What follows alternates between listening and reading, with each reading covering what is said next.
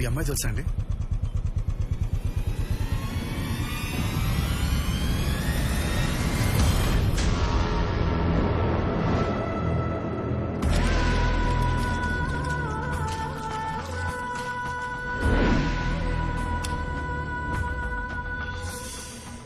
ఆడదానివి, వయసు మీద ఉన్నదానివి, నీ పన్ను చూసుకోక మాతో నీకెందుకే?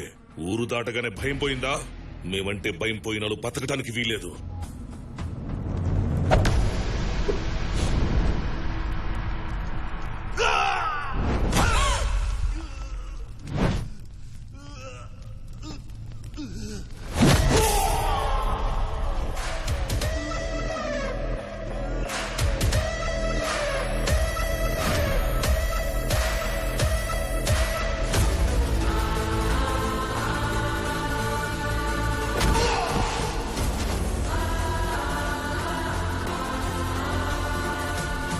సిద్ధు, నువ్వెందుకు వచ్చావు ఇక్కడికి? వెళ్ళిపో సిద్ధు, ప్లీజ్ సిద్ధు, వెళ్ళిపో.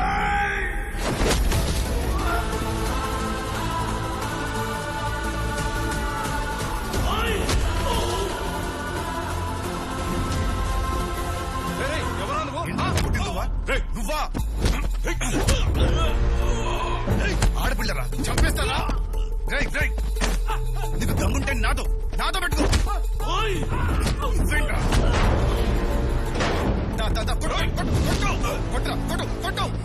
రాయ్, ఎవరా నువ్వు? నువ్వెవడివిరా? రాయ్, మాకున్న గొడవ దాంతో మధ్యలో నువ్వెవడురా? తనేం చేసిందిరా?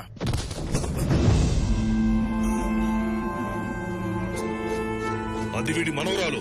మాచర్లో ఎలక్షన్స్ జరిపించడానికి వైజాగ్ వెళ్లే ప్రయత్నాలు చేస్తుంది. స్టేట్ లో ఎక్కడ ఏం చేసినా మాకు తెలుస్తుంది.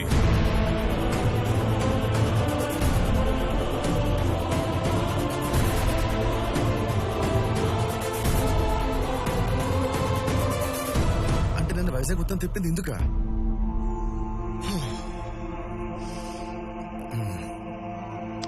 మీ గొడవ ఏంటో ఇప్పుడు నాకు అర్థమైంది. కానీ మీకు అర్థం కావాల్సిన విషయం ఏంటంటే, ఆ అమ్మాయిని నేను ప్రేమిస్తున్నా అది చెప్పడానికి ఈ ఊరొచ్చా.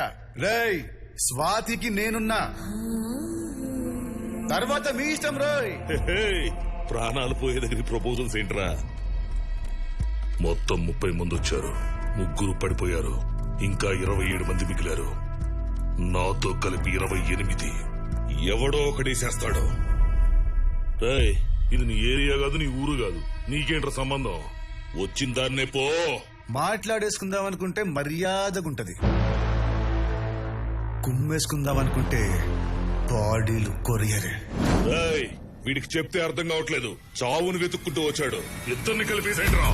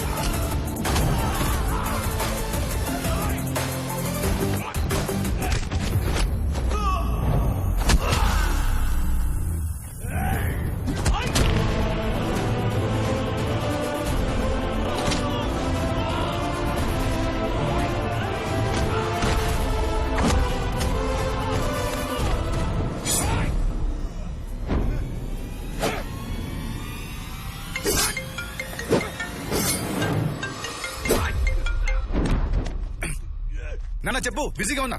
అప్పుడే బిజీ ఏంట్రా బాబు? ఏంటో చెప్పు నాన్న. అదేనా నీ పోస్టింగ్ వచ్చింది. పోస్టింగ్ ఎక్కడికి? గుంటూరు జిల్లా. ఎక్కడికి? గుంటూరు జిల్లా. గుంటూరు జిల్లా.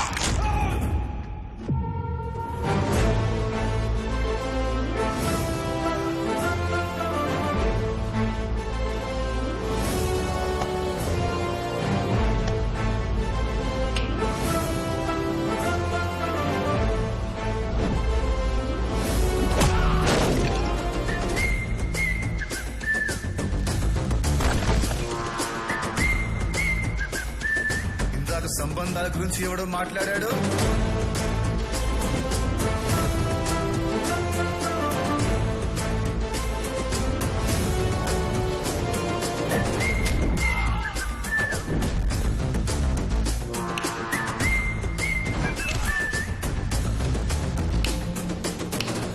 రేయ్, మీ అందరికో గుడ్ న్యూస్.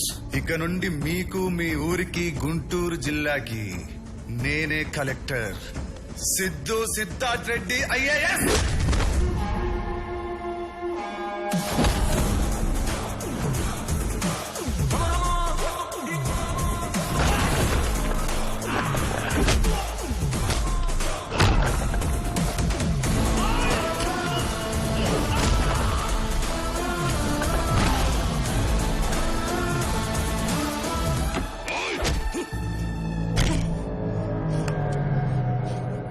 నువ్వెవడైతే నాకేంట్రా?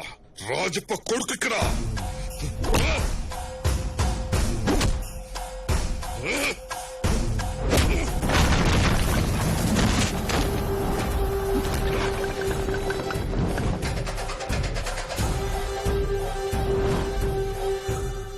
మాచర్లొచ్చి రాజప్ప మనుషుల మీదే చేయేస్తావా?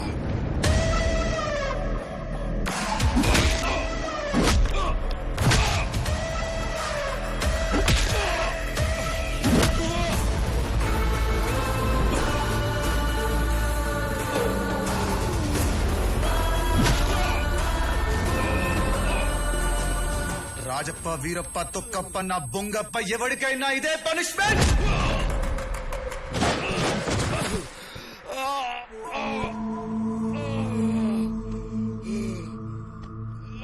మొదలెట్టినప్పుడు ఎంతమంది అనేది కాదు, చివరికి మిగిలిందే లెక్క. కలెక్టర్ పోస్టింగ్ వచ్చింది కాబట్టి కంట్రోల్డ్ గా కొట్టా, లేకపోతే నా కొడుక తొక్కితే జాకిలేసి ఎట్టలేదు నీ బాడీ. రే వీరా, నీ అయ్య రాజప్పకు చెప్పు, ఇన్నాళ్ళు మాచర్లలో మనుషుల్ని మృగాలు వేటాడారు. ఇప్పుడు ఆ మృగాల్ని వేటాడే మొగుడు మాచర్ల గడ్డలు అడుగు పెట్టాడు. ఇక్కడ నుంచి వేరే లెవెల్.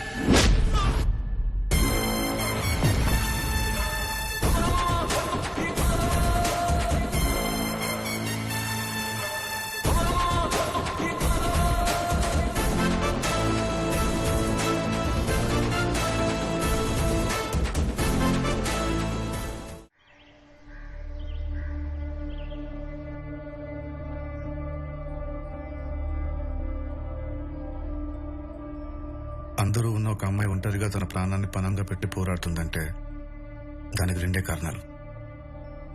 తనేదో బలంగా కోరుకుంటూ ఉండాలి, లేదా తన బలాన్ని కోల్పోయి ఉండాలి. అసలు ఆ రాజప్పేవాడు, వాడికి మీకున్న సమస్య ఏంటి? ఈ సమస్య ఇప్పుడుది కాదు, 30 ఏళ్ల క్రితం మొదలైంది. మా తాత రాజప్పకి ఎదురుగా ఆయన కొడుకుని నిలబడితే ఎలక్షన్ రోజే చంపేశాడు.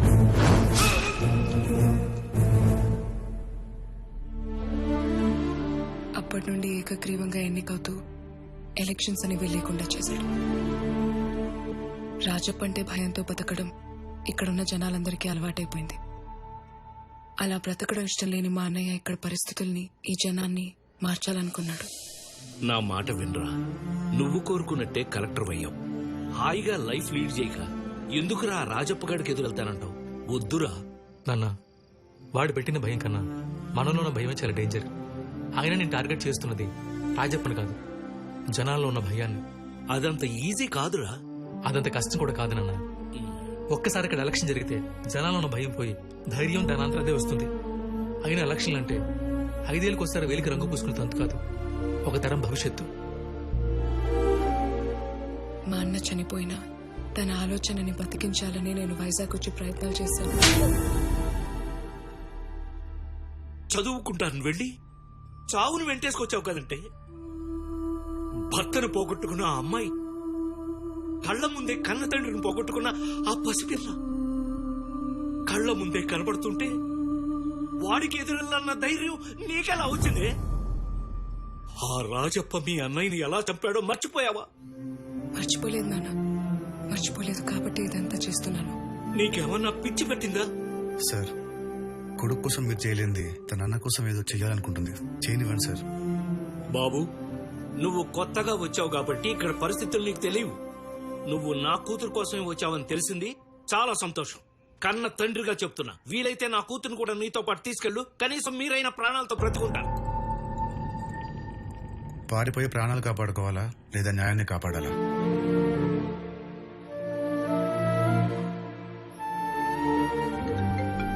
సార్, ఆ రాజప్ప తన మనుషులను ఏదైనా చేస్తేనే వదలడు. అలాంటిది ఏకంగా వాడి కొడుకును కొట్టి మరీ వచ్చాడు. ఇప్పుడు వాడు ఊరుకుంటాడా? చంపేస్తాడు, అందరినీ చంపేస్తాడు.